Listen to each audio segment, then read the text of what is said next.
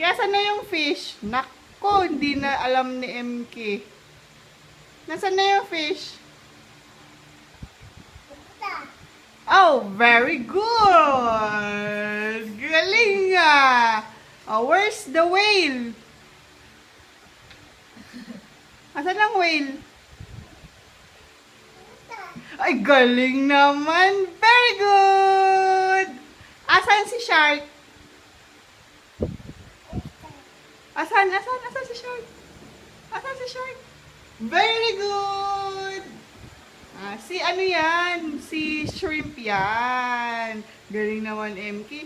Asan na si octopus?